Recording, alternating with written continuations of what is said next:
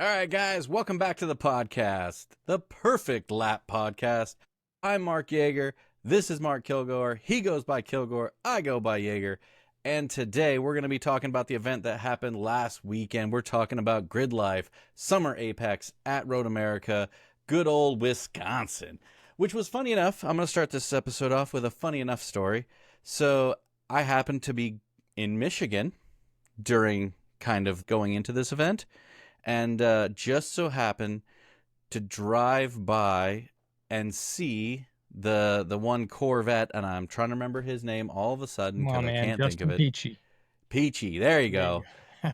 So I saw Mr. Peachy driving his truck and open trailer, driving that Corvette down to the event, and it was just kind of one of those funny coincidences of the world. So I got to see Mr. Peachy on his way, and then got to watch him on the live stream. But pretty cool little thing, little tidbit there. As you run across America, you randomly could see some time attack cars. I do always Other wonder. I always wonder what the drag on mileage is on these big winged time attack cars when they're on open trailers. in one hand, I'd say it's probably immense. On the other hand, I go down this path of like, usually it's a big old truck pushing this big hole in the air. That's So fair. I imagine it. We need Professionally Awesome to get on here and give us some instructions on how much down, because some of these guys actually, I've seen them flip the car and put the wing on the front of the trailer. Uh, Yeah. I literally remember someone saying a long time ago on like a Facebook thread or something like that they do that so that it doesn't cause them a lot of drag, so they don't they get better gas mileage. Or I don't know, that could just be folklore and something I just made up. Maybe could have been. But it sounds kind of funny, kind of sounds good, so we'll go with that. So obviously, guys, I was not there, although I was vacationing in Michigan and Ohio, but so very close. But Kilgore, though, he actually took the time to go to the Time Attack event and was with Grid Life. So obviously Kilgore is going to give us a great recap from this event about his latest. And we're going to obviously just say this in the get-go. He just has been adding to that collection there behind him. He's got himself 1 second and 3 third places. So he's only missing that elusive number 1, I know. which Yep. I mean, I'm It's not going to coming. lie, It's Kilgore. coming. That competition in that class is brutal. So I wish you all the best to try to get there. But that Luke McGrew is a beast in that class.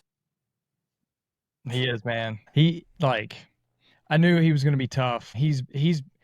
That's probably, and he said this. That's probably like one of his favorite tracks. And you also have to understand he raced GLTC, the wheel to wheel race with Grid Life like for a couple years. And I think he was in a C5 Corvette, I believe. I believe so. And so, right, so if you consider that we as time attackers, maybe, we've got like 7 sessions, so we maybe have like between 14 and 20 laps of like real hard driving. And he's doing probably like 50 laps in a weekend for GLTC, if not more. And so like he had a ton of experience there. And so he really loves that track. So we knew he was going to be tough, but like, dude, he ran like something like, what was it, like a couple hundreds off of his fastest time in the podium sprint, which was just insane. Like when someone's doing that, dude, that is tough, tough, tough to beat. Very, very impressive. And I'm just going to say it. He's got one of the best names in Time Attack with Luke McGrew. I mean, That's true. it is a very solid name. It brings me back to some really great names in racing. We can never forget the Dick Trickles of racing. So, but really, Luke McGrew is a great name. I love it. I love him in Time Attack. I love the fact that, like you said, right, he went and did GLTC for a few years, or that's where he started. I'll be unsure. We'll have to get Luke on here. He actually, I don't know what he got it started with. When I first heard of him, he was time attacking a Viper, which I'm not sure if he still has or not, but he was time attacking like a Viper, which was ridiculous. So you can clearly see where he gets his jollies from. Vipers, Corvettes, going fast. There's he likes things that are unhinged, trying to kill him all the time. I mean, he's got some amazing control in that car and able to just lay down some lap times. And as you pointed out already, I mean, it's not like he's going out there and just laying like one lap time down in the best part of the day and like puts it up, right? He's able to put it down anytime, any place, and he's able to just really lay down a consistent lap time. Obviously, I'd probably say some of that stems from things like GLTC and stuff like that, where Yeah. he's building upon those skill sets and pushing on those aspects, which probably made him a better time attack driver as a whole in the end. Yeah. Yeah, that's something that's interesting. I was talking about that with Tony from Turn In Concepts. I think I was talking about that with him at Mid Ohio. We were kind of talking about some time attack drivers who have gotten into GLTC or who have done some other wheel to wheel racing. And we were talking about how that has helped improve their consistency as well as their ability to more quickly get up to speed. And we were kind of talking about how it's so rare for time attack drivers to actually be able to get to do lap after lap after lap and actually feel how the car changes, feel how the grip changes, feel how the track changes. We're doing what, 1 lap, 2 laps, maybe 3 laps, a cool down lap, maybe one more, rarely doing more than 5 laps in a session for most, I'd say most average time attack drivers, obviously, depending on what class you're in. The Club TR guys can generally go pretty long. The Club SC guys, they just get out there and floor it the entire time. I don't even know if they hit the brakes.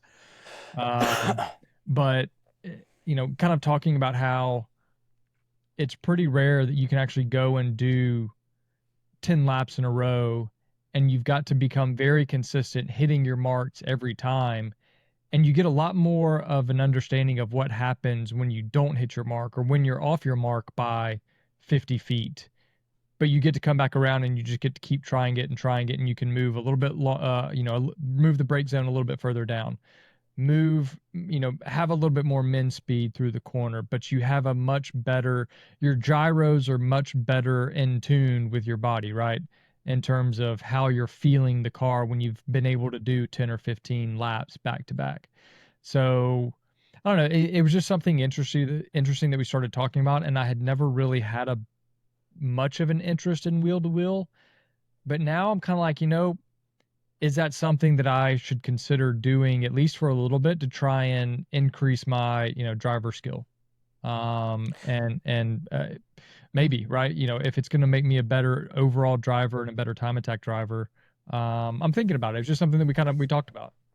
Yeah, I mean, like you said, you're getting more lap time and more track time, right? It definitely can make you adapt, make you have a better understanding, get you just out there learning and honing your skills. I'd also just go down the path of getting a car that isn't so time attacky that you can just Yeah. run on a consistent basis. I mean, for me, I had my Subaru, and I learned really quickly, like, once it got to a certain point, I wasn't able to go do a ton of laps with it. And I think a good example of this is like Dewey, right? So Right. Dewey recognized that he wouldn't be able to do a bunch of laps in his Subaru, so he went and got another Subaru, BRZ or FRS or whatever. He got something like that, and he was able to go out and just do laps and drive the car more, getting him that little bit of time in the seat that we all need to hone the skills. I mean, I know sims are obviously a huge thing nowadays, and that really helps people to be able to do that without Yeah. actually going to the track. But I think there is something to it that says like going to the track is also a hugely beneficial aspect too. Yeah. Yeah, for sure. Well, I have to say this, man. Road America, I think, has probably moved into the top five, one of the top five tracks. It was What makes sick. it? What does it? What It does it? was it was sick, man. The track itself I found to be quite challenging, and I was a little surprised because I thought it looked pretty easy, right? You got a bunch of straights to basically 90-degree corners with, you've got a carousel in there and then a kink and that's about it, right? Like everything else is like 90-ish degrees. There's only 14 turns over the 4 miles, so it's like there's not even that many turns. But I think that if you've got something that's like over 500 horsepower, if you're doing more than 150 on the straights, those straights become pretty short. And the brake zones, the combination of turn in, exit, all those things, it becomes pretty difficult. It's pretty easy, it's pretty easy to do a reasonable time, but it gets tricky to find that extra time and to consistently find it and to consistently push and push and push. And again, it's one thing when you're pushing a brake zone doing 100 miles an hour versus 163 miles an hour. And I put a video or I put a post up, but it was from the podium sprint, like on my second hot lap, and we're talking about 12 o'clock in the afternoon. My brake rotors were glowing going into the brake zone for turn five, right? So second lap going into the brake zone for turn five. Now, granted, I don't have a ton of cooling. I have a little bit of cooling to the brakes. I don't have like any real brake ducts. I've got some sort of the Porsche style brake deflectors, which have kind of become pretty popular. But like, it becomes a real event. And going into turn five, like, that's tough. There's a number of brake zones that aren't really straight, and you've got to figure out how to brake really well and get the car set up to get through that while also knowing that there are concrete walls on either side, which was pretty cool. Like it's there's some open places, but then there's also some places where you kind of go into these tunnels of the walls get pretty close in, and so you sort of have this dynamic effect with the track of it's not just static, but there's sort of movement within the track itself, with which makes it fun. Now, all that being said, the track itself is awesome. The facilities are probably some of the best that I've been to. I would say that they rival Coda's facilities almost. I Oh would say wow. Coda still is Wow. like, Coda, if Coda is a 10 of 10, I'm going to say Road America is probably an 8 or a 9 out of 10. And I also understand now, again, this is my first time going, also understand now why I never, the National Park of Speed, I was like, okay, everybody's got to have a catchphrase, right? Like, Yeah. but once I actually went there and I realized how freaking huge the grounds are themselves, I'm like, okay, this legitimately is like a national park. Like, you could hike around just the inside, just the interior of the track. You could hike around like pretty much all day from vantage point to vantage point, and it would take you most of the day to do it. Like, it is massive. So again, super cool. I would love to go back with that. I, I don't know. I don't know if I could go back in a slow car. I could see why some people find it a little boring, but like you need a fast car and it's a lot of fun. So here's the question. We got the map up right now. What are some of the corners that jumped out at you very, very quickly as like these are the best corners of this track? Yeah. I really liked fives. So the break zone going down into five, I found that to be Okay. probably the most challenging throughout the weekend. Um, I also found, so like five, six, eight, all kind of 90-degree left-handers there in the middle of the track.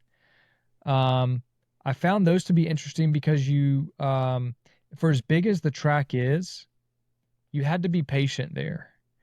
Uh, I wanted to charge and get on the gas and get out of those corners or carry more speed through those corners than I really could.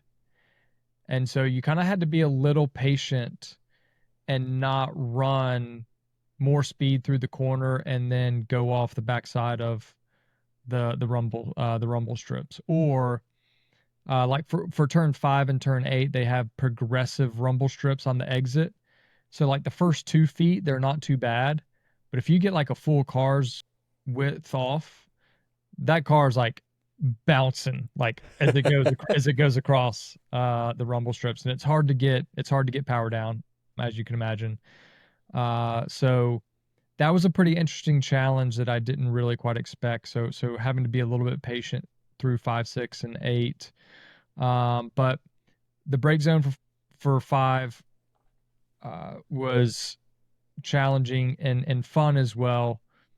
The kink was fun. I mean, it's a high speed, kind of like you got to get some nerve up, and pretty rewarding as you go through. It was interesting, sort of looking at data. Um, looking at sort of different ways that I went through it. Not that I was necessarily intentionally trying to do it, but just through inconsistency. Um, Sometimes I'd carry more speed in, but I wouldn't be able to get on the gas as quickly as I should. And so I actually ended up a little bit slower down to turn 13 for Canada Corner. So it was kind of one of those things where a lot of people like really want to be like, oh yeah, I went flat through it, or whatever, or I carried, I was doing 120 miles an hour through it. And it's like, okay, but how did that affect you at the end of the straight? Well, I'm gonna tell you Because this right now.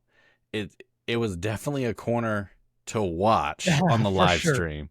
for sure, I mean, Alan Patton's slide through the kink epic.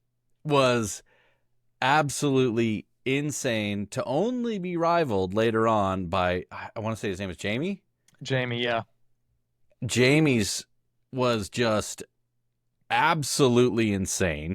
it was. Dude, he got so lucky. He got so lucky that he was still out the next session in that car.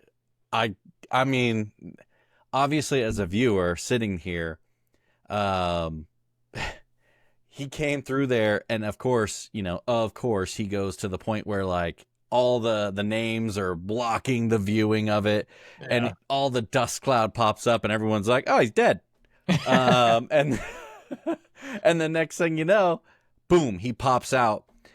And I mean, huge kudos to him, because I would love to see the data on it, to see if he just kept his foot in it, or at least like matted it type thing. Like, there's no, because obviously he didn't like jump into the brakes, because if he jumped into the brakes, it'd have Yeah. been over. Yeah. I mean, He so it's Jamie Santos. He's running in Street Mod with a BMW 1M clone. So it's a 135 that has, the 1M body kit on it. But he he put the video up on Facebook, I think maybe today. And he didn't have any data on it, but knowing the speed, knowing my car, knowing his car, uh, he probably was doing, I would expect, between 120, 125 miles an hour, somewhere around in that neighborhood. And he did not brake. He was at the top of the rev range, and you can see the RPM gauge. You can see the tach. And basically he gets up to like 6,500, 7,000 RPM, and then he just keeps it there and turns in. And so he just sort of breathed the throttle, threw it in there, and the back end just was not having it, just not having it. And you can see him sort of counter steer. He runs off, um, and he hits the safer barrier with the driver's side rear. And it was crazy because we were like, oh man. Well, one, we were like, he's so lucky, because unfortunately, we also saw what happens when you're not lucky. Yeah, Will Drees. Willem Drees, and the Hyundai ping ponged down the down that straight, and I came through in the car after it happened, and it was like it looked like a minefield. I mean, we were having to dodge pieces of the bumper and under tray, and body panels just strewn across. And I mean, it was a big one, and as I came by, he was out of the car, so that was good to see. Yeah. Um, Yeah, I but saw that he posted that he kind of posted to everyone on his social media saying he was good, just had a bit of a headache from obviously, ping ponging around. yeah, And just to kind of give everybody an understanding, right? Like it's a front wheel drive car. He's pushing this Hyundai extremely fast. Like I get very amazed every time I look at his lap times within that car. I just get more and more impressed with him and his driving. He's driving in street front wheel drive in Elantra N. He did a 2 minute 28-second lap, which actually qualified him for the podium sprint. But obviously the that is car, so fast, so yeah, like fast. it was impressive to say the least. Yeah, Um, but obviously he was unable to continue because of the accident. But big kudos to Will and that team as a whole. That car's been super fast all year round, and Will has been driving the wheels off it to the point where obviously he drove the front bumper, rear bumper, and a couple other pieces right yeah, off the car. yeah. But he'll be. I mean, I'm going to tell you right now, the things I've seen Will do with cars. Um, a lot of guys probably don't know things like the CRX that he built back in the day. One of the coolest CRXs, to ever exist in terms of that. Yeah. His Lexus that he's building right now, that he's building tons of carbon fiber parts for. That's awesome. So, he'll be instrumental in Yeah, bringing that yeah. Elantra N Now, back to the fold. do you know? I feel like I always see a lot of his stuff. Is he based out of California, SoCal? Yeah, yeah, he's Southern So, I California. mean, that is wild that they have been putting in that sort of effort for traveling to Grid Life. Oh yeah. They were at I was super CMP. shocked. I can't remember if they were at Road Atlanta. I definitely remember them being at Mid Ohio. I mean, obviously they were there at Road America. So, like, man, kudos to them for putting in that sort of effort this year. Yeah, again, I was really sad to see. I'll be interested. I mean, I don't think they're gonna make the next event. Obviously, I think that would be a big Yeah, stretch. yeah. My But you understanding is never that know. they had started looking for a new chassis. It was that bad that they said they were Yeah, looking for a yeah, chassis. yeah. Yeah. That was my understanding. That's not from their own mouths, but that was word on the paddock from some people who had talked to him. So, I mean, I but can believe it. so to kind of round this back out, to go. Unfortunate to see that with Willem. Great to see Jamie survive. And I talked to him afterwards, and it was like, all right, well, what does it look like? How bad is it? And he was like, honestly, he was like, the only thing that broke was one of the control arm bolts sheared. So one of the toe arm bolts sheared, and that's what caused the suspension failure, so to speak. That's why he had, that's why the wheel was towed in so much. But he looked everything else over. That control arm seemed to be fine, wasn't bent. Nothing else seemed to be overly, dented or messed up, or out of alignment. So he put in a new bolt, checked the alignment on it, checked everything else, made sure everything else looked good. Now, of course, you don't know if maybe there's been some hairline fractures or things like that, which could be the case. But to just have one bolt shear on a impact like that, and then for him to be able to get back out there, I think it was good. And so yeah, so that was good for him. Here's something to kind of talk about, which is, what advice do you give to people if you're with them at a track day or at a time attack event, or if you went through this yourself, where you have an off, maybe you have contact with a wall. I know some people say, like, you know what, like, if the car, try and get the car, as long as it's not like totaled, right? But like, try and get the car kind of back in running order, make sure everything's good, and get back out there, get back on the horse. Yeah, I Obviously mean, you can be very dependent, but what are you trying to kind of tell people who maybe have go through that? Don't just immediately throw in the tire. Take a minute, but then assess what's going on. so my thought is this, right? And it all comes down to a lot of different things. So you have to make sure that you get the adrenaline down. Like, it's not you don't necessarily want to, because I've seen this happen where you have like a close call and then you get the person to like pull into the pits and then go immediately back out, and then something worse happens. In the case of, let's just say, in the case of Will, I think Will, and I'm going to say this to kind of preface this, do I think Will has any bit of like worry about getting him back in a car? Zero. I think Will's jumping in a car as soon as he can. But just saying this out loud, something that we kind of, talked about with Joel, sorry, Yeah. Yeah. Joel Yeah. earlier this year, is getting back into a car and getting back on track sooner than later. Like, you don't want to wait 6 months and let that fester in the back of your head. Sure. You want to get back in a car and get back on track and drive them fast relatively quickly. Yeah. On the flip side of it, I think, and I'm gonna quickly show this to kind of give our viewing audience a little bit of understanding here. So this is the Jamie event where we see him diving off and coming back on track right there. In essence, like, that's a very large off that he just experienced, that for a lot of people that could completely shake them, right?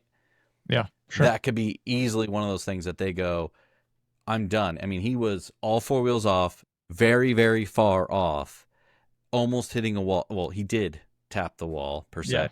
Yeah. I think in the case of Jamie, I think he should have came into the pits, and mainly because of watching his entire lap, the commenters were commenting about like, oh man, that car's really loose. All that, it's just getting worse. Like, maybe he's got something broken on it. Like, and like you mentioned, right? Maybe something was breaking on the car.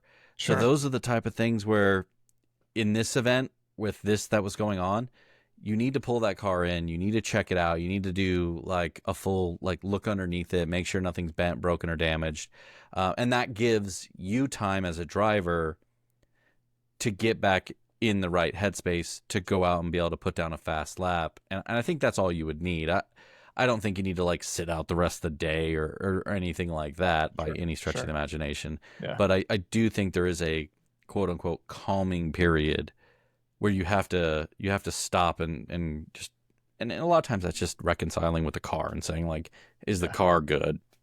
Yeah. Sure. So but, let me ask this in terms of, let's take Will's example. Let's say that you have a bad enough off to where the car is no longer operable for the rest of the weekend. And then someone comes by and says, "Hey, like, man, that sucks, dude. I hate it for you.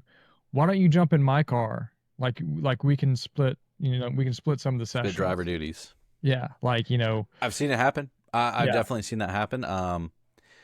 So my opinion on that is this. I think that's not a bad idea. Obviously, I'll be the like super safe person in this situation and say, if in this case, we'll mention his head was hurting. Sure, yeah. You do have There's to, physical issues that you may need to account for, yeah.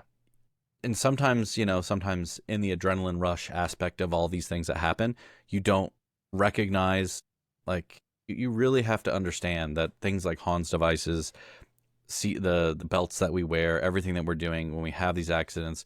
In professional motorsports, we get to see how many G's the body goes through in these accidents. Obviously, in our case, I mean, Will might have actually G data that could indicate, what kind of G's he was pulling when he hit the wall and stuff like that. But those are the type of things where, maybe at least let the day go by before you hop right in the car. Will Young, actually, a good example of an accident that happened, I don't remember where, although for some strange reason Road America stands out to me. I could be wrong. Was it Road Atlanta into turn 10? I don't think it was Road America. I don't think it was Road Atlanta. Okay. I think it was Road America. But definitely a situation where, like, I don't think that Will would have.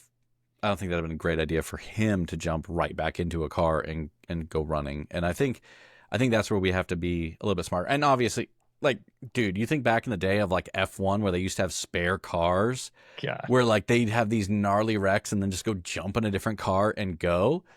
obviously, with the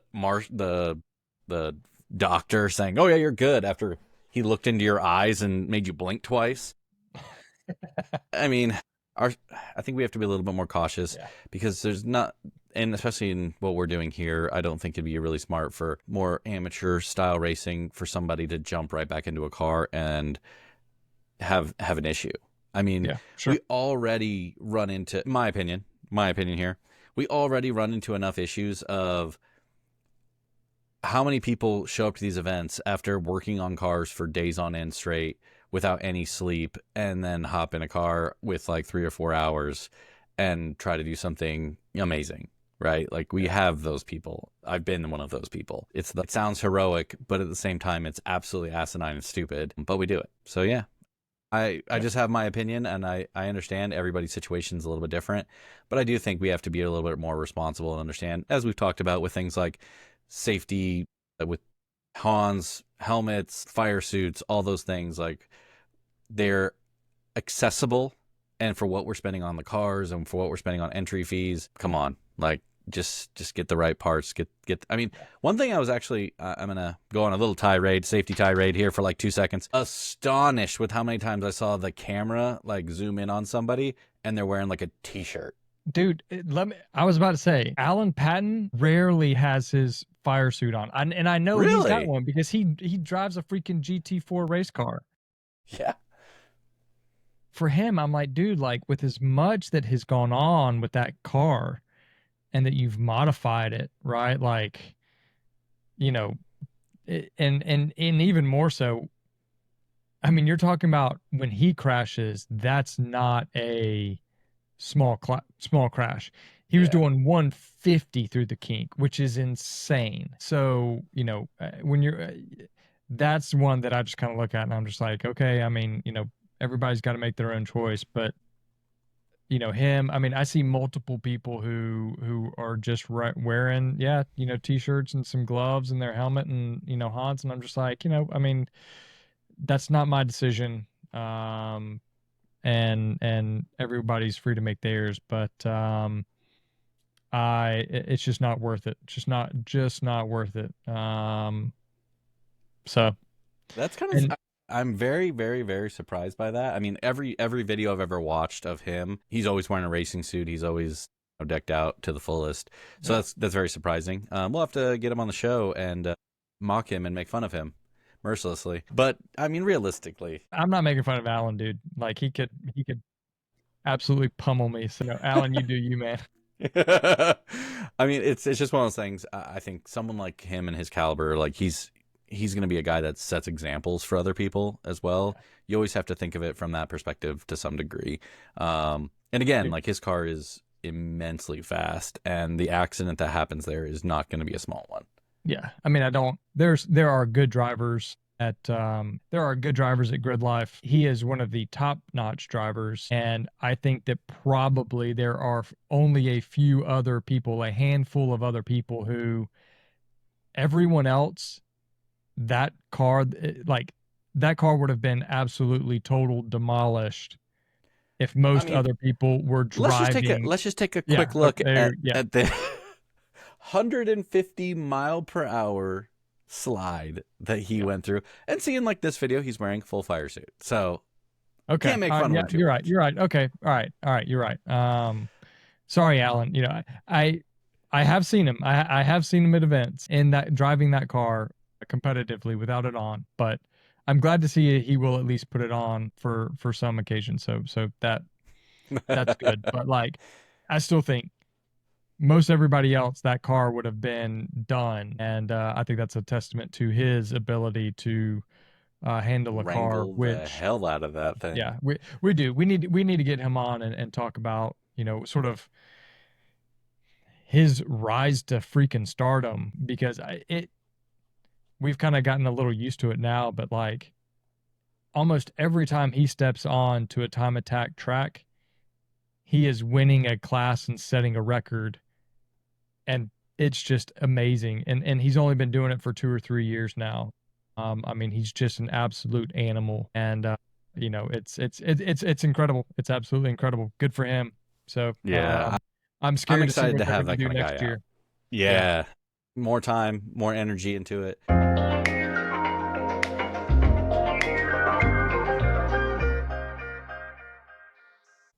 Here at the Perfect Lab Podcast, we're happy to introduce Whoosh Bespoke Wheels as a sponsor of the show.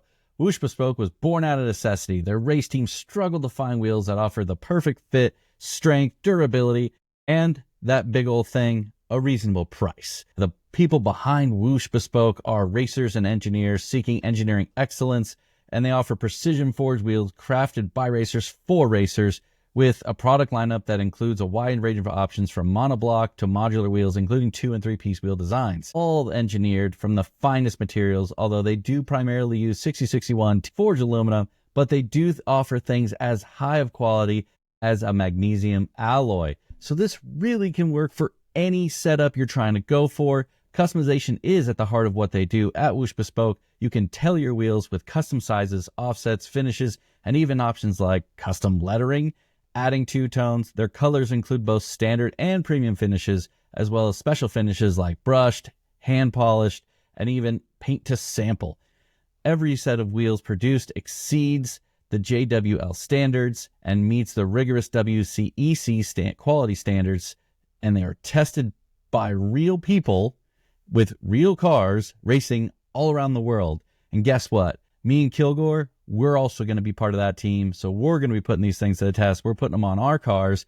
Kilgore's going to be repping out and going through all the time attack season. I'm going to be beating them up at HPDE days and just having a good time with them. So I want you to go take a look at them and make sure you give them a follow on all their socials. It's whooshautomotive.com, Whoosh Automotive on all the socials. Go check them out.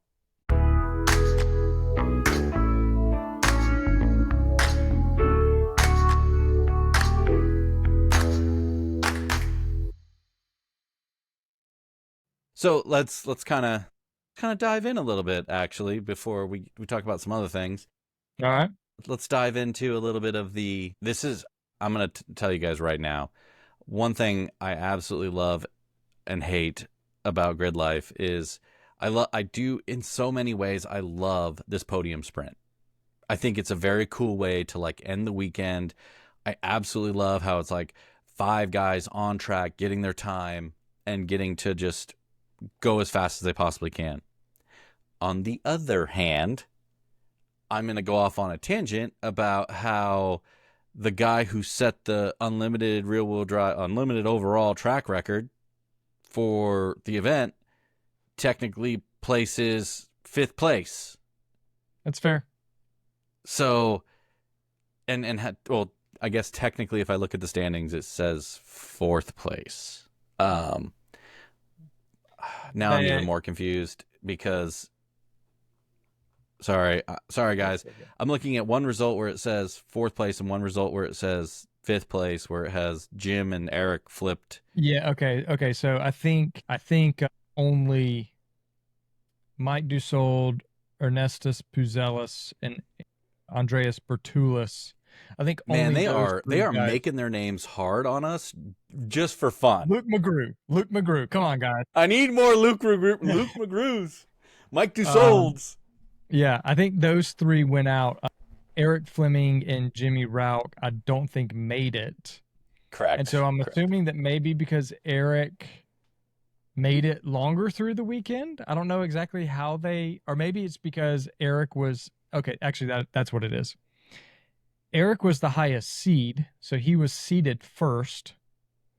And then Jimmy was obviously not, or Mike Dusold was seeded second, just behind him. Jimmy was probably somewhere around there in 3rd or 4th. And so if you have 2 cars that either don't start the podium sprint or they end up being disqualified, maybe because they go 4 wheels off, they will move to the back of the podium, 5th, 4th, whatever. Oh, but so maybe they moved him first. Yeah, if you have 2 people, second, the higher seed will be higher, and the lower seed. That's why Jimmy Rauch is in 5th, Eric's in 4th. But I do see your point, which is, if someone asks, "Oh, how did the weekend go?" You're like, "Oh, it was awesome. I set the new overall record." "Oh, that's awesome. You must have won." Well, actually, no, I got 4th. Yeah. Right? You're like, "Huh? Wait, what?" Yeah, definitely a little on the strange side. So just giving you guys the podium sprint competition results on your screen here. Like we were talking about, Mike Dusold. So again, going back to what we were just talking about a little bit. So kind of a cool factor, right? I think personally, I think this is like super awesome that at the end of the day, Mike Dusold finished first, got a first place finish with a 208.788. Ernesto picked up a second place finish with a 213.433, and Andreas got a third place with a 2-minute 20.045, and then that leaves Jim and Eric to pick up fourth and fifth. I'm not gonna lie, I wanted to see this Civic get higher up in the Yeah. standings. I thought it was absolutely amazing to see a Civic again in unlimited class running very competitive times, and just to kind of give you guys an understanding of the times that he was putting down. He was the third place seed with a 2-minute 11.338 going into it, which is an absolutely wicked time. I love seeing it. Also, super cool, Eric and Mike going at it in unlimited class. So we talked about how it was kind of weird that Eric essentially got fifth place in the podium sprint, but he set the overall record. Well, his overall record was set at 204.203. With that said, Mike Dusold, 204.522.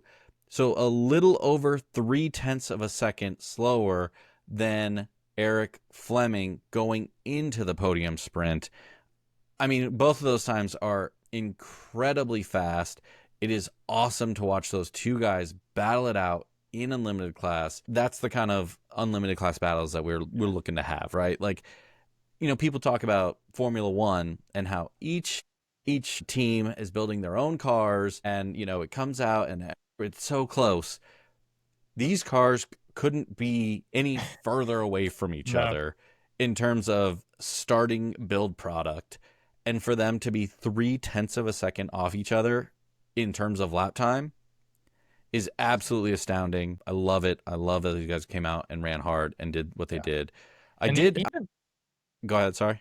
I was gonna say, even the routes that they've taken to get there with Eric using this Corvette, it's a C6, I think, Corvette, but like all motor, Yeah. NA, and Dusold, big old turbo.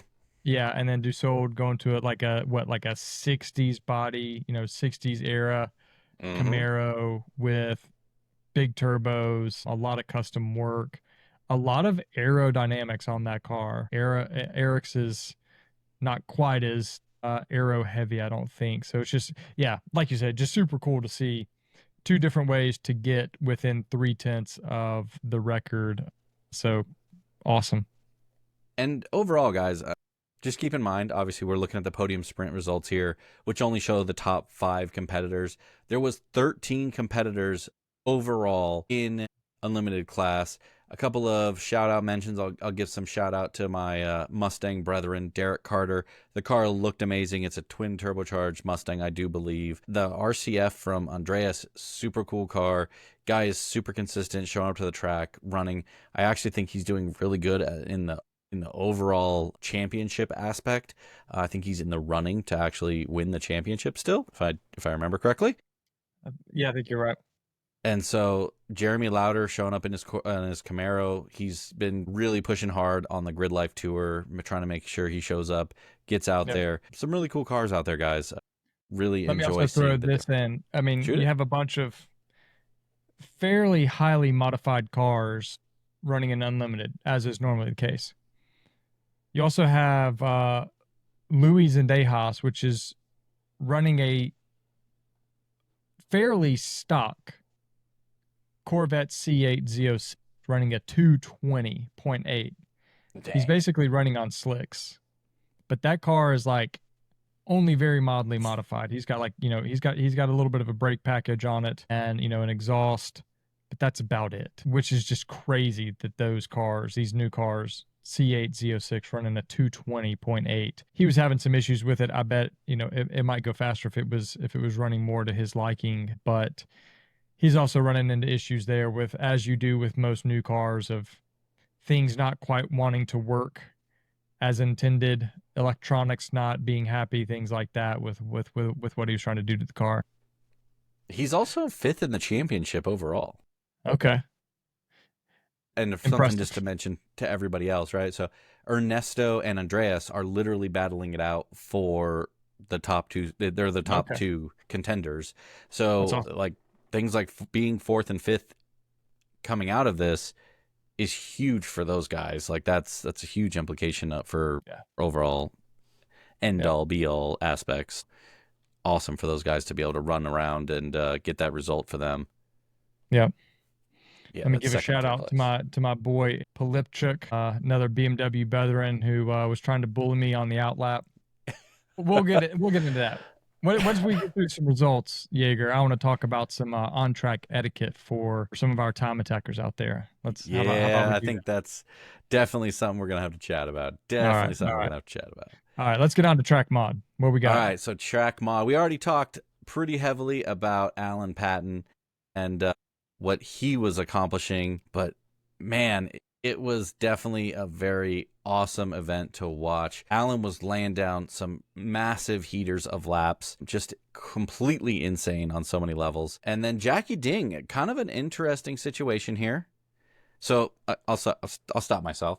Alan Patton, in terms of the podium sprint, picked up number one at 208.669. And I want to kind of preface this and look at this, right? So Alan Patton was one of the few that actually went faster in the podium sprint Wow. than he did before the podium sprint. So before that, he was at a 208.779. He ended up with a 208.669.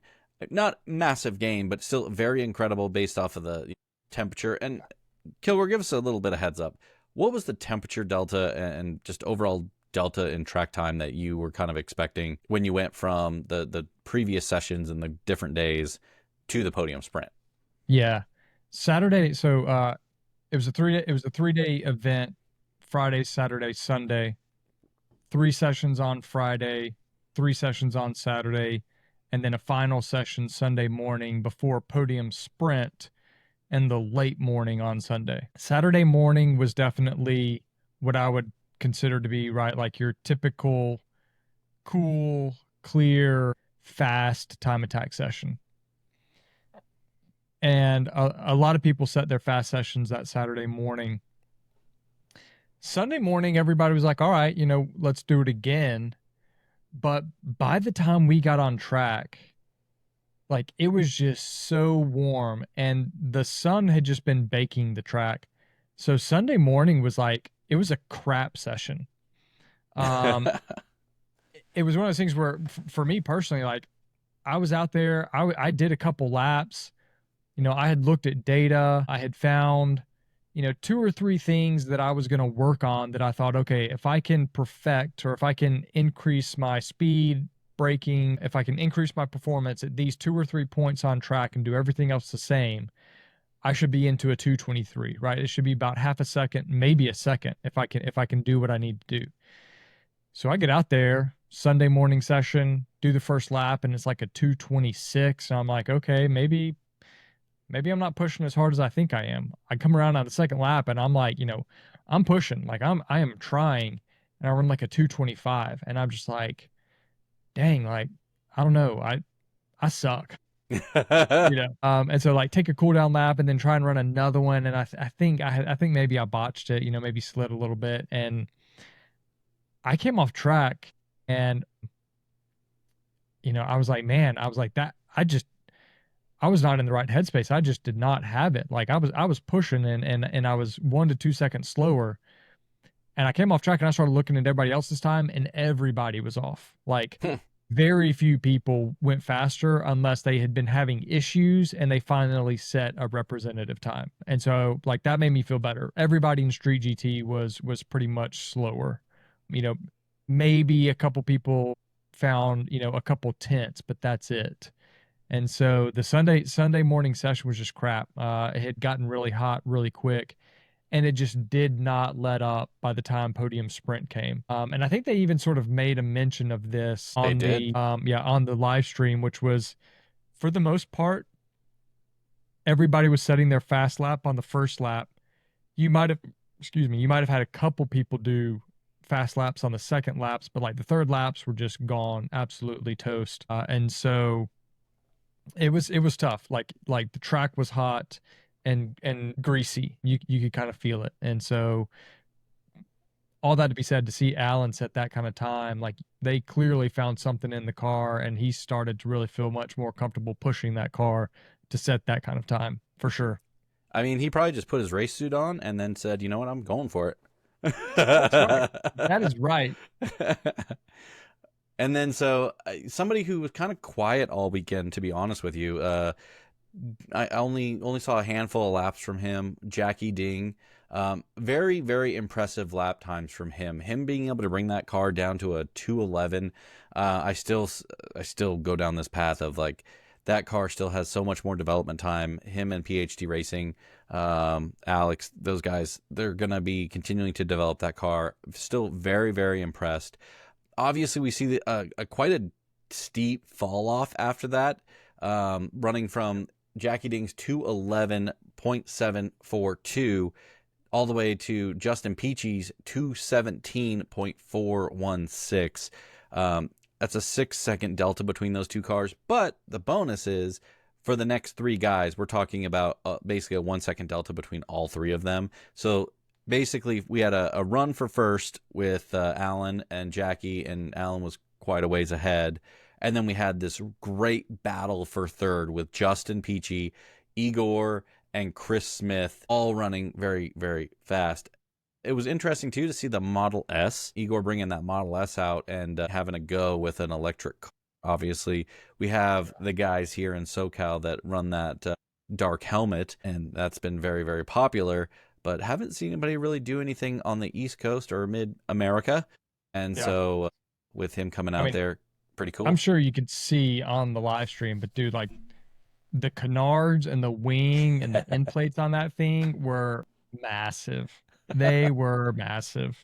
I just have to imagine that if you got that car on a smaller, more typical track, that it would probably fare better. But I can imagine that on a 4 mile track, it is hard to keep that battery going, and you maybe get one lap, and that's probably going to be it. I don't know. I'm not all that up to speed on the Model S or on the how long those electric systems last. And just for our viewers, right? So here's Yeah, what Kilgore's talking about. Massive, massive front arrow. The splitter actually isn't as big as I was going to expect, but does have this like old, I guess like hammerhead style wing where it's a huge rear wing with like a lower level deck that's kind of attached to it to keep those end plates in play without letting them flap around like a crazy yeah, flapper at the back. So yeah, I yeah. mean, It was wild, dude. Totally wild. cool car. I mean, I there's nothing more I love seeing than just different cars. I Yeah, love seeing like a plethora of different cars out there. So yeah, super awesome to see Igor coming out yeah. in his Model And S. they all did quite well in the podium sprint. I mean, you were reading off their overall fastest times, and all of them were within less than 2 seconds or so of their fastest time. So they were all setting very good times in podium sprint, which is always good to see. A lot of competition for that last step on the podium. So Yeah, congrats to Justin. yeah. I mean, that's the other thing, right? So Chris Smith was one of those people that picked up time in the podium sprint in his one series, and he went from a 219 to a 218. He knocked Wow. about four tenths of a second off in the podium sprint. Again, just another amazing feature from Yeah. Chris Smith there, which allowed him to jump over Igor. Igor was unable to go any faster. He actually went 2 seconds slower in the podium sprint. So that allowed Chris to leapfrog him in the podium sprint and get that fourth place. Again, that's one of the interesting aspects to the podium sprint is you have to be able to continue and get faster throughout the weekend and even in more adverse conditions. I mean, it does put everybody on the same playing field though. Everybody's Yeah. going out at the same time. And I think that's something that is nice about the podium sprint is it puts you on a level playing field. Whereas if you were trying to quote unquote win the event and it started raining at the podium sprint, you'd be unable to. There'd be no way. Yeah. But Right. technically in the podium sprint, you're all under the same conditions. You have to just perform and just do the job. So Yeah. Yeah. really cool factor there. Yeah. I will say this. I don't disagree. I don't disagree with with what you're saying. I think there can be some frustration where you set a really fast time, but maybe your car breaks, maybe something happens, and then you don't get to partake in the podium sprint. That can be frustrating. Mm-hmm. Also, think that there is some credit for not just being able to go out there and just set one blisteringly fast time and then like you're done for the weekend. You have to have a car that can make it through to the podium sprint and still compete. And I also have, if you sort of understand from Gridlife's perspective, they are also trying to put on this live stream and they're trying to sort of put on a show. Yep. The podium sprint at least gives you something to discuss and follow, and it sort of creates this arc throughout the weekend in terms of who's in the top five, who's not. Some of those afternoon sessions on a Saturday or on a Sunday where it's like you don't have prime conditions, you're basically just watching people go around. They're not really setting fast times, and it kind of becomes a bit of a waste. And so I feel like with this, at least you still have a little bit of drama in that you can have fourth, fifth, sixth, seventh place shuffling around because people may be, making some changes or maybe being able to find a little bit of time to get into that podium sprint. So I can understand from a entertainment perspective, it allows you to create some drama and sort of a story arc Oh, throughout the weekend. from the spectator point of view, honestly, the podium sprint is Yeah. 100% what people want. Yeah. And I say that because basically you could look at, from a weird perspective, you could say everything leading up to the podium sprint is qualifying, and podium sprint is the race. You tune in for the podium sprint, you watch the podium sprint, you know who won immediately after the podium sprint. That is an absolute amazing thing to be able to watch from a spectator point of view. Yeah, for It sure. just doesn't lend to ensuring that you are going to run the fastest lap of the weekend and set a record in the podium sprint. And that's the only negative. Now, it'd be interesting if what time did you guys run the podium sprint at? I don't remember. It started at 11:30 and then Okay. I think it ended at like 12:30 or 1, so somewhere around in there if I'm remembering correctly. So That's the only thing I would say. Here's my recommendation to Gridlife. Ensure that podium sprint goes on during the most optimal conditions for cars on track. yeah, sure. Like Sure. coolest morning air, whatever the case may be, give them that time to run the podium sprint on the last day. And Yeah. I think that would be more advantageous. You're still going to have a thing where, like, I'm not sure. I don't recall why Eric didn't participate. But I think the answer was something broke. But it's like, you're still going to run into things like that where, like, the car broke and they just can't participate. Yeah. But if the car's still available, if the car's still ready, then you have that optimal condition to make that happen. Yeah. I think that would be pretty cool to previously we had actually been running the podium sprint Sunday afternoon. Like it was one of the Brutally last terrible. events, which like is probably like the most suboptimal Let the track guys condition. race in the little hoopty cars. Yeah. Yeah. Let those guys do their rush event. Make them sweat. They're not even in a Yeah. car. They're just sitting There in you go. a little scooter. But I mean, my perspective is, I mean, I think seven qualifying sessions is too many anyway. Like, how many qualifying sessions do we need for time attack, right? Like, come Yeah. on. So do away with, and again, I know that Gridlife's sort of looking at views and entertainment and spectators as well as, what the drivers want. But I think you're right. Running it at like an early morning session, 8, 9, maybe even, even if you're going into like 10:30, um, would still be very good conditions and you could see people improve. And I think that would be even more fun. That would Oh yeah. add in an extra level of like, oh, so and so improved, and he set his fastest lap of the weekend, and he's reset the record, and all this kind of stuff, right? So, I think that's I know that there might be at least a couple people from Good Life who listen to this podcast, so maybe they'll take that into consideration. And We still need to get it'll them be on the the new Mark podcast Jager too, by rule. the way. All right, so let's move it on to Street Mod, a very popular class, 16 competition personnel. I'm gonna go with, and How we're about gonna start competitors? off How about we try competitors. competitors? We'll go with that. Obviously, as you can tell, we've been on for an hour now, and I'm starting to lose it. So let's start it off with our man Dewey DeWitt bringing home a record. First of all, right? Yeah. I'm pretty sure it's a So, record. Although I'm looking yeah, at the results, and I don't think we've made this totally clear. Which I know we've sort of said it in passing. I think every class had a record set. yes, Alan Patton did. So Alan Patton set a record. Eric Fleming set a record. Yep. In We this, did for sure. Dewey DeWitt did the street mod all-wheel drive record, Yep. and Luca set the street mod rear-wheel drive record in his GR Supra. I'm kind of over this whole drivetrain record stuff. Oh, really? Yeah, like See, I actually really like drivetrain records.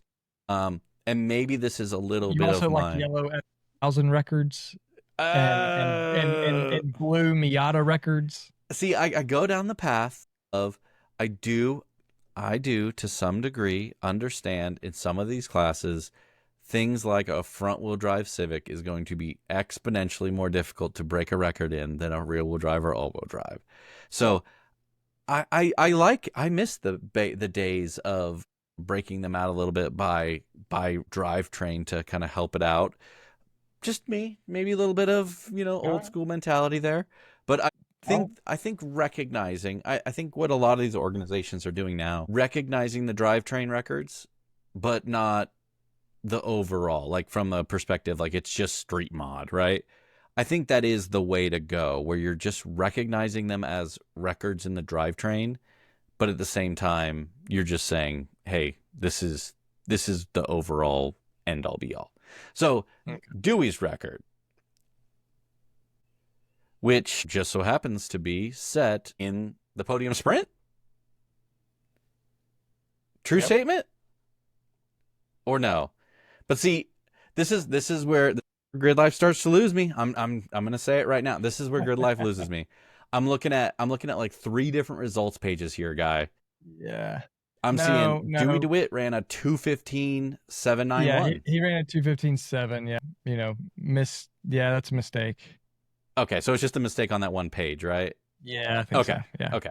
So again, that's where it gets a little complicated with the podium sprint and the rest. But 2:15. Dewey ran a 2:15. That's his record, and I'm gonna go with what Luca ran a 2:16.707. So I'm going to assume that is Luca's record. Yes, that's what we're going with. Yep, that's right. And then, so an interesting situation, and I'm going to have to bounce this back to you. What happened to Ryan Matthews?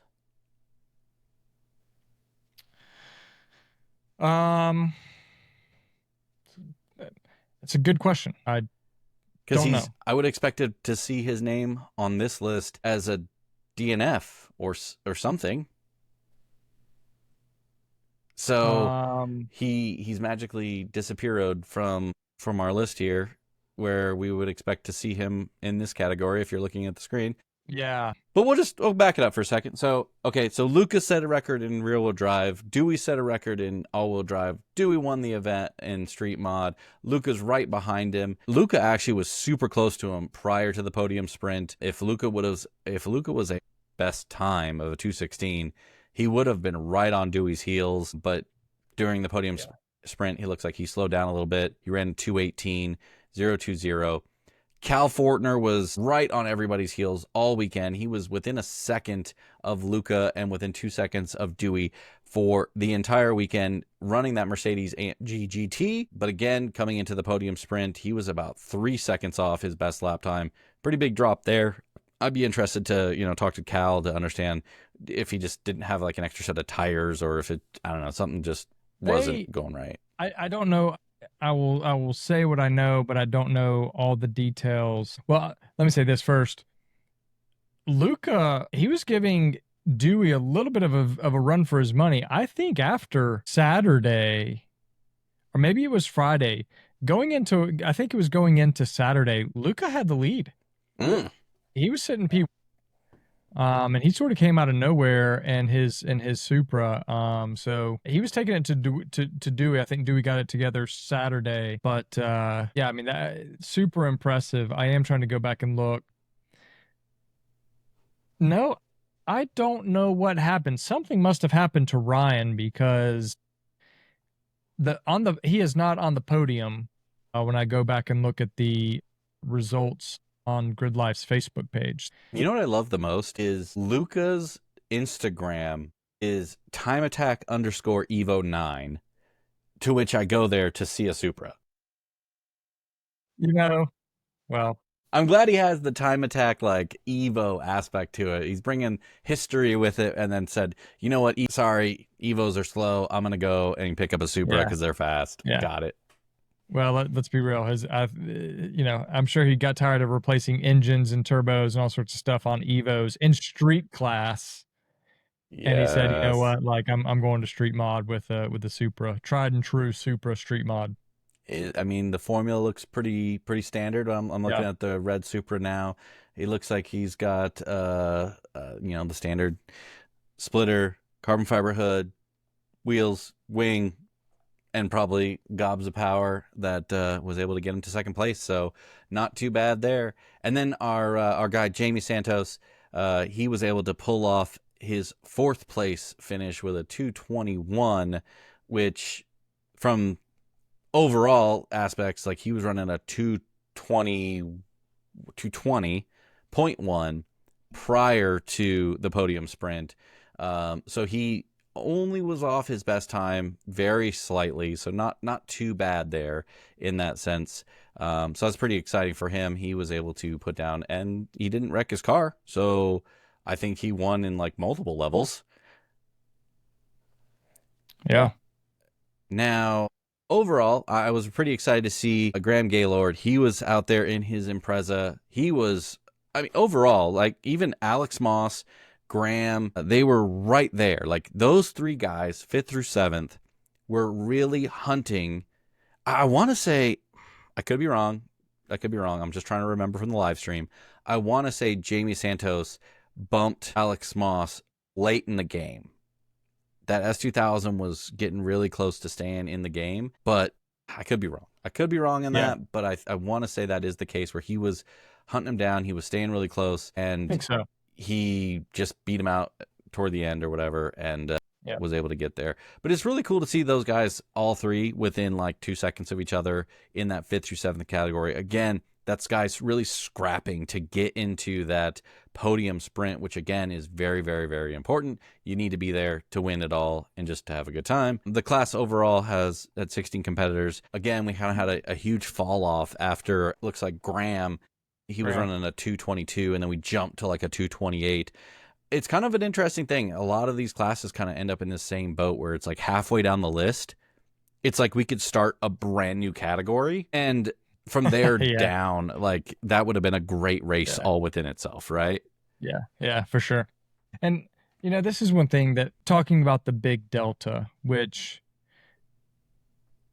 frustrates me a little bit because I really, really wish that I prefer to have all the time attack classes run together. I really wish, I mean that's how World Time Attack does it, right? And I think it makes it easier for people to follow. I think it's easier for the spectators. I think Oh it's, yeah. I even think it's easier for the competitors because then they know when they come off that everyone else has run in the same conditions that they've run in. But I can also see where even if you've got 16 cars for street mod, I mean, you're talking about 40, a 44-second delta. Yeah. That, I mean, that I get why, people say it's hard to run classes all together Oh yeah, it's instead virtually instead of doing impossible. by yeah, instead of doing by speed index, unless you start splitting these groups into like you run first through seventh together and then you run, like eighth through 16th together. But anyway, just sort of kind of pointing that out of like it can be such a huge delta, and that can cause issues with running classes together out on track all at the same time. For So sure, it for is what sure. it is. Now, I will say this, one thing that I really appreciate generally about Street GT is the fact that they generally run really tight. I mean, Well, yeah, it's pretty much all Corvettes running the same time Corvettes and until that M4 shows up in third, baby. so again, we're going to jump down the Street GT train and our man I'll just we already talked about Luke McGrew bringing it home with a 2-minute 20-second .089 in the podium sprint, which stellar time in terms of consistency. His qualifying time for it was a 2-minute 20.052. So, 3/100ths of a second delta Yeah. between his fastest time and then the podium sprint time. So again, super kudos to Luke McGrew being able to do Yeah. all sorts of And amazing I, things. I know he was so annoyed that he did not have a 219. I mean, multiple 220.0s, and he could not find, just the wrong gust of wind. Even a small breeze probably, kept him from that 219. Now, interesting factor here, guys. Ryan Matthews qualified 221.723 in second position. As you can see by the list up in front of your faces, fourth place is what he ended up at with a 224.616. So a huge drop in the standings for Ryan Matthews. I mean, that's a 3-second delta, which obviously we had seen in some of the other drivers and some of the other classes so far. There can be these huge deltas, and maybe, just wearing tires. He's obviously driving in multiple classes, so maybe it's just a thing of 3 days, 2 different cars, doing a lot, and it can happen, right? Yeah. So kind Yeah. of a wild He situation there. he only did, and I'm a little surprised that he's continued to run 2 cars. He's Mm-hmm. running his C6 Corvette in Street GT and his C5 Corvette in Street Mod. I'm a little surprised that at this point he's continued to do that. I kind of thought that he might have just focused on whatever class he thought he had the better chance of, scoring a higher class championship in. Maybe, I don't know. But I mean, for Street GT, he goes out and he basically does one lap in the podium sprint and then calls it. Yeah, and I And was I think, blown away when he did that, when he pulled off after yeah, the one. especially the 224.6. Admittedly, I don't remember what tires he was on. He probably was on AO 52s. So maybe he knew that he was not going to have any more time in it. But I think it detracts from him. I don't mean to speak for him, but this is just my opinion. And maybe it doesn't bother him at all, but I think it detracts his focus a little bit with knowing he only can do one run and then he has to come in and then he's got to immediately jump in his other car. I just don't think he gets optimum performance out of either. But, if he wants to run both, he can run both. Part of me thinks that if he had been able to focus, or if maybe he had run a second lap, that he would have been able to run something faster than my 224.4. But at the same time, like, you make your own environment and you've got to execute within whatever mental space that you're in. And he just didn't get it done this weekend. So it's unfortunate, but I'll take that third place all day. And speaking of which, so that put Nicholas Hendricks up into second place with his time of a 2-minute 24.072. Awesome showing from him. He was able to, he did lose 2 seconds from his qualifying time of a 2-minute 22-second .0 in that Corvette, which honestly made him very, very close to our own Mark Kilgore in his 2-minute 24.479. Mark Kilgore, he qualified with a 2-minute 24.2. So you were only 0.2 of a second off your qualifying lap. Really able to put down a good lap. Now, if I'm remembering correctly, I tried to recall in your podium sprint, which lap did you run the very fastest lap in? The first lap. Yep. So it does go into that realm of based on the time, based on the aspects, like, and maybe that's where Ryan Matthews said, I'm just going to run one and done. Yeah. But again, who knows? Let me say this. Let me say this. I had a 223 on my timer on that second lap, and I pushed little too much through turn 6, and I lost a couple tenths, and then the same thing through turn 8, just pushing a little too much, and ended up scrubbing that time. But man, I was excited seeing that 223.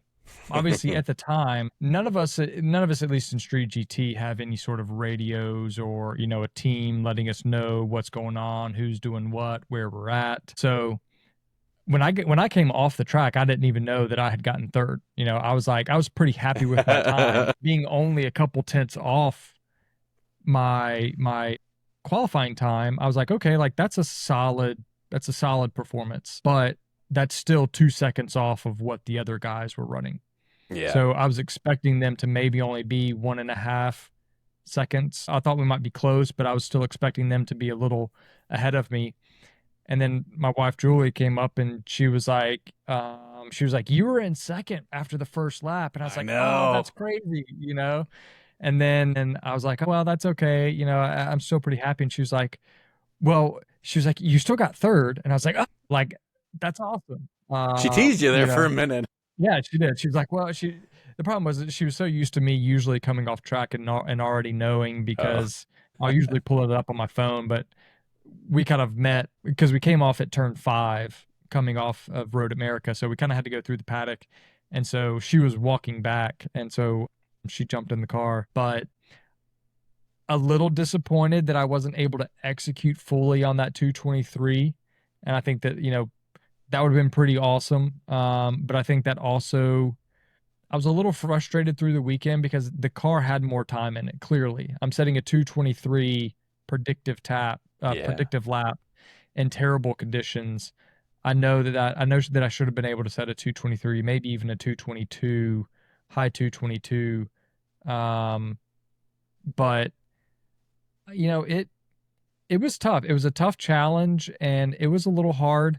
I think I was respecting the curbs a little too much because I just heard how big and how bad they are, and they are, like, when you look at them, like they are huge curbs, huge curbs, and I just wasn't using them enough, nor carrying really enough speed through something like turn 1, as well as the carousel, things like that. And I think that this kind of goes back to, this is one reason why I like Road America. I like NCM. I like Coda. They're long laps, and it's so easy to make a mistake here, make a mistake there, and now you're down half a second, you're down a second. So it's like when you see these really good times and when you see a really clean lap, that's very impressive to me, because it's much harder to do that versus doing a minute and a half lap at a track that's only 2 miles long. Not to take anything away from that, but that's just one of the challenges that I like of these long tracks.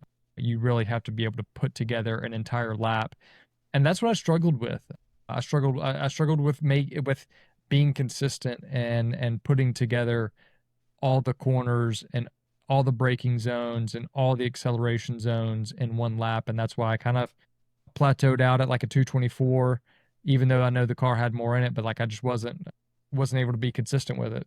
So I was unhappy with that, but happy to yet again, which this is crazy, and I'm gonna say it, even though I know that may come to an end very soon. For the podium sprints that I've been in for the last 4, where these 4 trophies have come from, I have jumped 1 seated position. So I've been seated 4th 3 times and jumped up to the podium, and then been seated 3rd 1 time there at Carolina and jumped up to 2nd. So I like to think that, I do a good job in terms of my delta in the podium sprint tends to be less than what other people's tends to be. I somehow, I don't know how, even if I do know how, I'm not going to give away my secret of being able to find time even in optimal conditions. So You don't want to tell everyone that you spray NOS? I mean, come on, bro. hey, you know, So, all right. So, Ryan Matthews, we already talked about him. He dropped down to fourth. And Brad Smith, he just basically held kind of strong in that fifth position.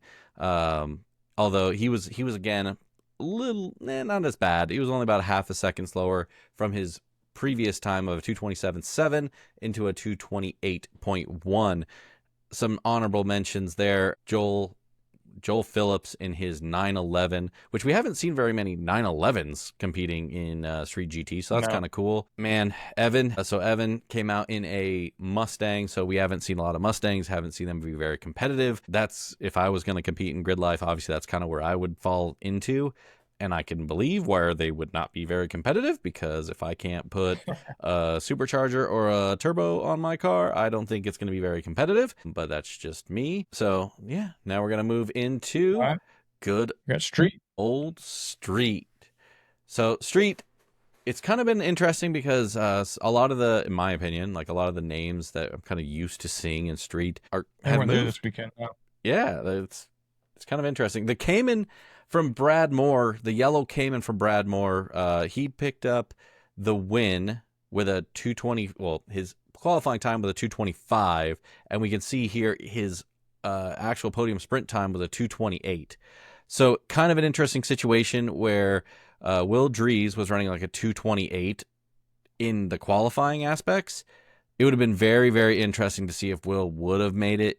He obviously he would have been in the podium sprint. It would have been really interesting to see if he was in the podium sprint with his car, to see where he would have stacked up, because he does very, very well under pressure. So yeah, it would have been really super interesting to watch him do that. Matt Coons, so he ran a 2:27 in practice in the qualifier and ran a 2:29 in his Subaru Impreza. Again, nice to see a Subaru on the podium. And I just love this podium as a whole, right? We have a Porsche, a Subaru, and a Honda Civic. And then just off the podium, a Hyundai Elantra, and then just off that is a Lancer. Right? Like, the people that are running in Street are all the people that I love to see at the track. Just below that, we have a 240 by Jan Wildner. Charles Miller's the guy in the Lancer, and obviously Will Drees, as we already mentioned, is in the Elantra N. Aaron, you Reckendall? We're going with it. Reckendall. Yeah. Aaron Reckendall. So his Civic Type R being third place in the qualifier, right? So Aaron was able to stand tall and be in third place. Will Drees and Charles Miller both did not even start in. I wonder what happened to Charles Miller's Evo. What do you think? Another engine blew. I know. Him. Like that guy's gone through like so many engines. They did mention it because they showed it on the live stream. It was spewing bad things from the. It looked like smoke and also, it just looked rough. So they were talking about it blowing up, and they actually, I think, even mentioned in the live stream talking about how he's blown up quite a few engines. I think they said something like 2 events to an engine or something like that. Yeah, I mean, yeah. I've been there. I've been there, Charles. Stand tall, bro. Stand tall. Maybe call up Tony Zerka. Maybe he can help you keep that baby running. There you go. Yeah, get some aluminum rods. Some wild aluminum rods, man. And you may have said this, I may not have been listening. Brad Moore reset the overall record, I think. Good catch. For Street, and then Aaron Reckendall and his Civic Type R reset the front wheel drive record. So 2 drivetrain records there. So good for them. Dude, those new Civics, man, they are showing to be quite capable. Oh, absolutely. On track. Super capable. Man. They just got to get those freaking oil temps under control. The guys that I've seen at just, at the track with those things, we were at the track last time and we were just doing a few laps. They were up to like 270 in oil. It was insane. I've watched some of the Gears and Gasoline stuff when they were bringing their cars on track, and they were saying like the oil temps are insanely high. So it does kind of worry me for the longevity of those motors and being able to do that thing for the long term. So big fear there. So, all right. Club TR, what we got? All right. Club TR. So kind of an interesting situation with Club TR. pretty cool little group, obviously. But we got Peter Gransberg with his Subaru BRZ with a 231.227. Again, this is what I, when we're talking about competition, this is the competition we want to see. We have a 231.2, 231.2, 231.9. Love to see it, man. Like, those are some crazy close lap times. So huge shout out to Peter Gransberg, Stan Fagengold, Mario Marone, Jeremy Bailey, and Jake Rousen, all coming in within essentially 3 seconds of each other. Jake's kind of the outlier there in his 3 series, but man, those BRZ FRSs and Civics all are right on top of each other, putting in some fantastic lap times. Big thing here, Peter Gransberg, rear-wheel drive record in that BRZ with a 231.227, and Mario Marone in the front-wheel drive record with a 231.919. So we got 2 records in Club TR, and they're all running strong. And then it was pretty surprising there. Mario went in as the number 1 seat and kind of got ousted by both Peter and Stan. I'm not sure if he had any issue. I mean, it doesn't look like it. I mean, he was within a couple seconds of his qualifying time, but yeah, just surprising there, and again, kind of going back to your point of, he had set a really fast qualifier, and that was actually, well, Mario was the number 1 qualifier. Yeah. So here we go again. Depends on what spreadsheet you're looking at.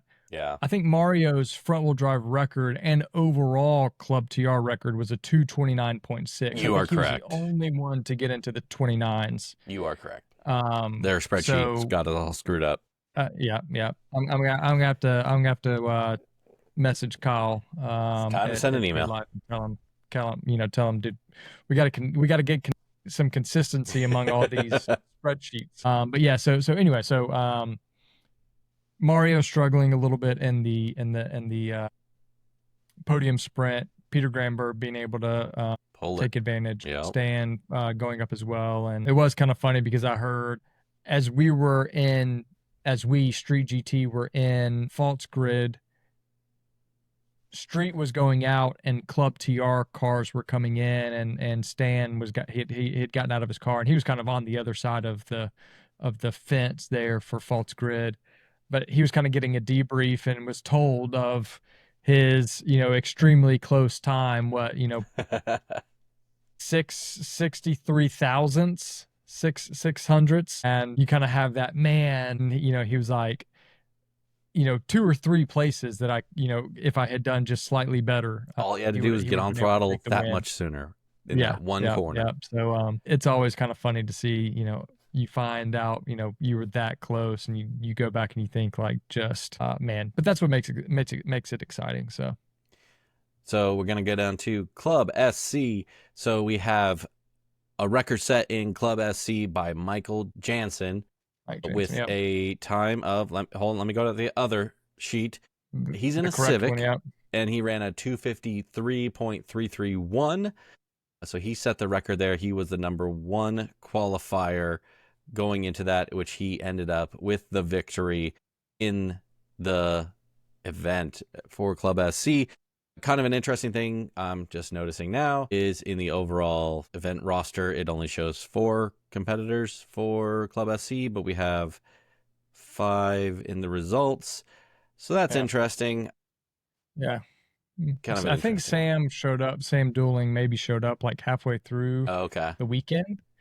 So for whatever reason, I don't know why he's not maybe on some of the other results, but which I don't know, a little interesting because Sam, it's a little interesting to see him that far off. Yeah, he's usually been a good contender whenever he shows up for the podium. So not sure why he's like 5 seconds off the pace, even more than a second off of the podium spot for third. So yeah.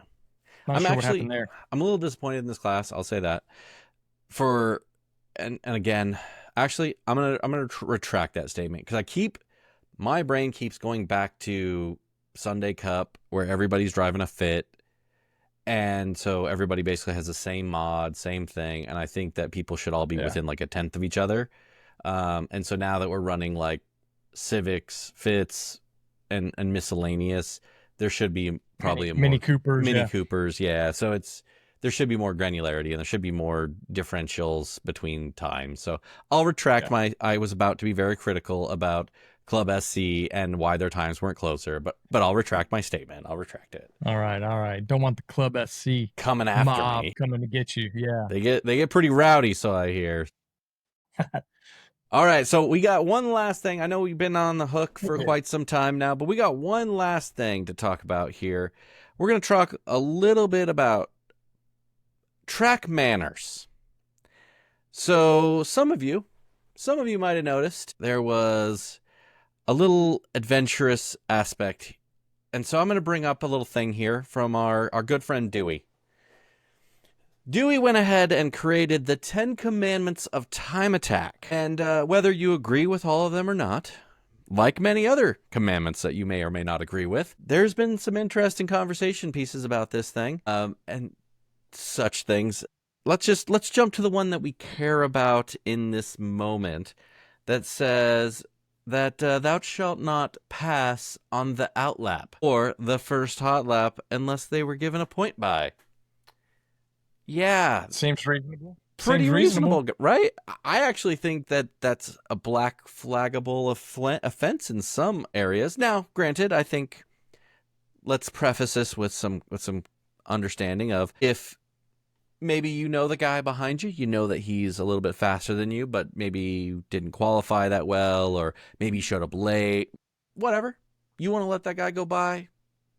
You want to let them, get ahead of you. Perfectly acceptable. Agreed. Now, we'll get into a little bit of a story. So, Kilgore, I noticed that when we were watching the live stream, and the commenters also noticed this as well, and made various comments about this, it was very apparent that apparently someone behind you decided that they didn't need to be behind you, and they really need to be in front of you. And from our perspective, as a spectator and as a prior driver in Time Attack, I immediately was hoping that you gave a point by. Later on in the lap, it became very, very apparent that that was not the case. So give us kind of a little bit of rundown from your perspective. Well, I will preface it a little bit with this. Don't be a dick. No, sorry. Go ahead.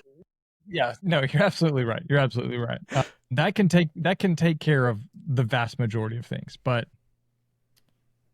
I was mostly running towards the front of B group for most of the weekend, and I think that Road America is a tough track on cars, and I think that there were people who were struggling with their car, who normally are faster, but for whatever reason, boost couplers coming off, engines running hot, running over the curbs too much, and braking suspension, there can be any number of reasons, but the front of B group had a few cars that were out of position or that should normally be running faster.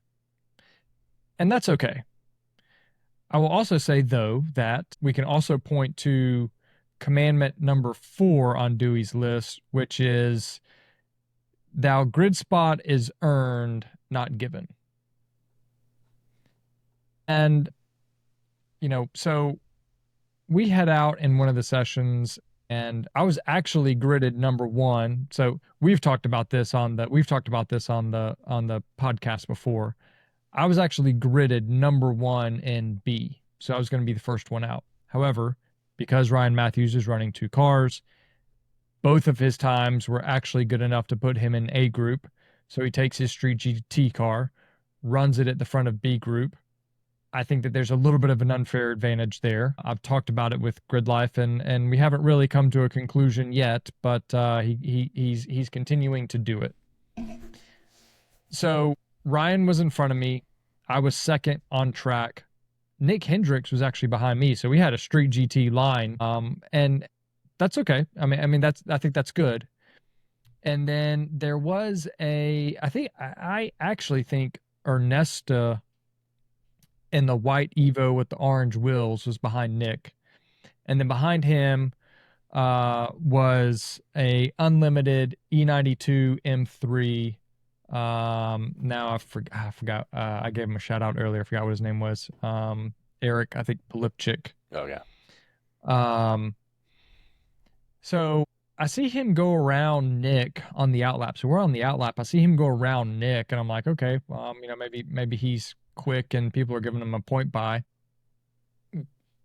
He comes and just gets right on the back of me.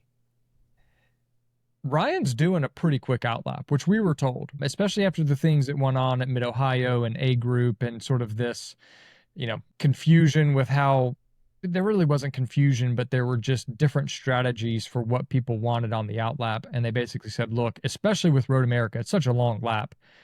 You guys got to go quick on the outlap. You need to get your tires warm, get your brakes warm, but we don't have time for you guys to lollygag around. You guys need to get going so that we can actually stay on schedule. So Ryan and I were doing a pretty quick outlap, and everybody else behind us was what it was as well. Well, this guy Eric comes up and he comes flying out behind me, and is like literally trying to poke his nose out beside in some of the corners, and I'm like, dude, what are you doing? And he proceeds to try and pass me in the carousel on the outside, and I'm just like, I'm just like what is going on? Like, this guy's being a total dick. We're going fast enough. We're going more than fast enough. So he cuts. We get out of the carousel, and he cuts to the inside of me on the exit of the carousel, and I'm just like, whatever, right? Like, okay. Well, he then gets up behind Ryan, and he actually, he kind of dives to the inside and tries to pass Ryan, or at least makes an attempt to pass Ryan in the kink on the outlap. And this is just getting ridiculous. Like, this is just outrageous. And I can applaud Ryan's having none of it. Like, Ryan is literally defending. He's doing a Max Verstappen, swerving from side to side, defending, on the straight, right? This is old Max Verstappen, pre-champ Max Verstappen. Maybe Max Crash Stappen way back in the day. And so Ryan then finally takes off from turn 13 at Canada Corner, that's 12. He takes off from there and just he takes off. The E92 Unlimited E92 M3 also takes off. Well, I also take off, and I'm like 6 or 8 car lengths behind him going on to the front straight.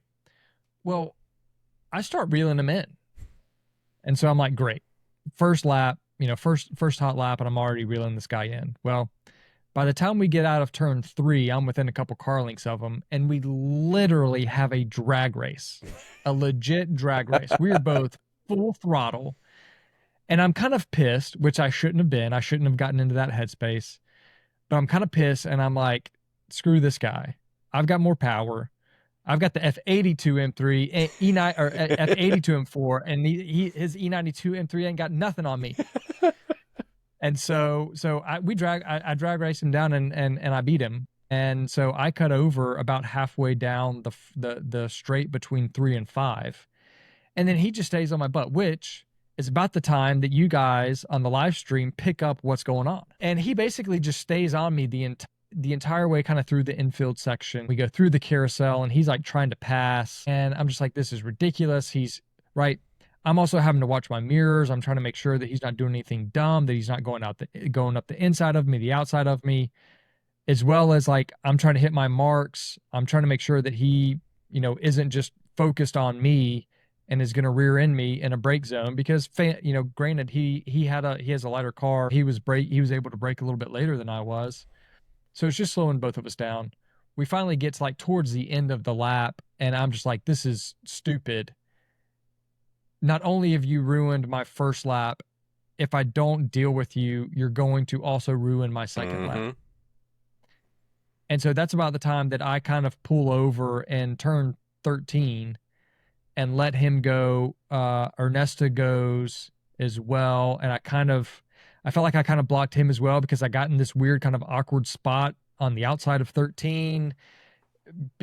That's the kind of stuff that happens though when people are doing this and passing people in places and situations that they shouldn't be, you end up having to put yourself and your car in places that are then going to block other people because now you're trying to let him pass. It just turns into this domino effect of stupidity where, and the worst part is, and it'd be interesting to ask Ernesto, like, he probably just looks at it and he's like, well, what the hell is Kilgore doing, right? And he's throwing his hand up, but at the same time, you're just trying to get the hell out of the way so you can actually get a lap in the next lap. And so it turns into this debacle of stuff. And like, it's just, I don't, this kind of came back, like, multiple people were pissed, and I kind of felt like it was funny. I think I went back and I watched the live stream. I think Tom kind of said, he was like, yeah, I'm not really sure what's going on, but I think that they're kind of having they're kind of having a griff up here at the front of the B group here, but we got back and it was just like, what is going on? Like why are you trying to bully us on the outlap? Like, why are you trying to stick your nose in? Why are you all over us? Like, you're not doing yourself any favors. You're not doing me any favors. You're just being a dick. And so we kind of got back and I saw where he was gridded. Like, I saw where his car was, and I kind of look at it and I'm like, okay, he's on slicks. I know what he's trying to do. He needs to get those slicks going as quick as possible. And that was one of the issues at Mid-Ohio. There were a couple cars that were on slicks. There's a couple cars that are on 200 treadwears. And the guys on slicks, like, if they don't take a fast out lap, like, they can't, it takes them 2 laps to get their tires in. And so their ultimate pace puts them in, let's say, 4th spot in the grid order, but their first lap times are really good for like 8th, right? Their second lap times are good enough maybe for like 5th, and then finally their third lap time is good enough for where they're kind of gridded. So again, I get what he's trying to do. I get the issue, but dude, just like communicate it. Yeah. Like it's such an easy thing to resolve it. And so I think, one, we can speak to the people who may be gridded out of position. If you're someone who's on slicks, or if you're a little out of position, if you've been having issues with your car, it's not the guy who's in front of you, or it's not the driver who's in front of you. It's not their fault that they're pushing their car as hard as they can and they're running a 224. He deserves just as much right to run that 224 as you deserve a right to run your whatever your representative time is. But you can't expect him to get out of your way, right? This goes back to commandment number 4. Your grid time has been earned. You've run a 225. You're in a position of a 225 car, and you've got to deal with that. It's not everyone else's problem around you, and they need to get out of your way so that you can run your 222 or 220 or whatever it is you think you can run. But at the same time, if you've been having issues with your car, dude, just go up and say, hey, I was having an issue earlier. We had a boost coupler go off, or we had an oil line issue, or we had, something was getting too hot, or, whatever. I should be running faster. And then, like, I could look, right? If I looked at Ernesta's Evo, I clearly can see that thing's got a big wing. It's got power. That car should be faster than me. If he came up and said, hey, we've been having some issues, but we've got them rectified now, so, like, I'm going to be running faster. You mind if I get a point by? Absolutely. Like, dude, come on. I don't want to hold you up, and you don't want to hold me up, so let's get this sorted on the outlap. But, like, just not saying anything and just trying to bully someone on the outlap, just blowing by them. And the guy's excuse was, well, there's no yellow flag, so that means there's no yellow flag on the outlap, so that means I can pass whenever I want. And it's just like, whoa, like, come on. There's some driver standards here that people need to recognize in time attack. Yeah. You need to be aware of whatever driver standard is and whatever the processes are for whatever organization you're running with. Especially if you're coming from wheel to wheel and you want to do time attack, like, things, like, it's not the same sport. There's some different things. There's nuance. There's differences, right? Yeah. And at the end of the day, like, I've done it both ways. I know that I've gone out in groups and I've been like, hey, we had an issue last session. We're trying to see if it's rectified or not. Put me at the back of the group. And I've literally had the same conversation where, like, hey, Uh, I got gridded, 5 places back from where I should be per se. And I've told the guy in front of me, like, hey, I'm just letting you know, I probably going to be going faster. So I'm going to give you a big gap. And I'll tell the guy behind me, like, hey, I'm going to give a big gap. And then I'm going to probably close up. And then, and same thing with strategy as a whole. Like, we haven't really talked about that in a little while, but it comes back to, like, be smart. If you know that you're going to be doing hot lap, cool down, hot lap, tell the guy in front, tell the guy behind, and then that way they can understand. Because if you're a guy that's going to do 2 hot laps and you don't know that the guy in front of you is going to be hot lap, cool, hot lap, when you approach him, you're going to approach him in a vastly different light, right? Your thought process. If I know that, hey, you're going to be doing hot lap, cold lap, hot lap, and I know I'm doing hot lap, I'm going to come up on you on that second hot lap, and my expectation is you're going to peel off, get out of my way, and I'm going to zoom right by you. And so it can help. And then we can reverse that, right? Yeah. Then we can switch that, because now I know that you're going to be on a hot lap on your third lap, so you let me by, then I'm going to let you by on the next one. Absolutely. And it's just like simple communication. Yep. And it's just so frustrating with people who don't communicate, and that would resolve a lot of the issues. Yeah. And it's just frustrating. Yep, absolutely. So yeah, we just wanted to point that quick little track etiquette aspect out, guys, for the time attack guys out there. If you haven't checked out Dewey's 10 Commandments, I highly recommend you read through all of them. Whether you agree or disagree with every single one, I think it's a good starting point for some guys to take a look at it, understand it, and use it to help the community grow and shake and do all sorts of fun things. Heck yeah. Other than that, I think we covered that event, Road America, very, very well. 4.0 mile lap, long lap, good lap times, good event. Awesome to see some great cars out there. Great to see Gridlife out there kicking it, doing amazing things like they usually do. Yeah. And so, yeah, it was. I was totally blown away. But I just noticed this earlier today. So we had Road America just last weekend. In 2 weeks, we've got 2 time attack events going on. One on the West Coast, one on the East Coast. So pick your poison. If you're local, or if you want to go to a great time attack event, if you're on the East Coast, you can do the Gridlife Circuit Legends at Lime Rock Park. Yep. If you're on West Coast, you can do Global Time Attacks Speed Summit at the Ridge. So both of those are going to be going on. So that also provides a lot of viewing options. We will definitely be doing what we can to keep you guys up to date on both of those events. But both of those events are going to be going on the same weekend. I think it's August 15th, 16th, or something like that. 14th, 15th, 16th, somewhere around in there. So great to see. While we don't always love 2 events going on the same weekend, it's still cool to see. It's great when they're on opposite coasts. On opposite Gives sides, people yeah. ample opportunity to participate on either ends. Yep. So great to see that. In order to keep up with what's going on, make sure you follow us on Instagram at Perfect Lap Podcast. You can also check out the website at Perfect Lap Podcast. If you want to email us, you can do that. Email the show at maximumattack@perfectlappodcast.com. That is maximumattack@perfectlappodcast.com. You can find us on YouTube. If you want to watch the show, you can also find us on Apple Podcasts and Spotify for normal podcast things. As always, guys, thanks for listening. We hope you enjoyed this episode recapping Road America.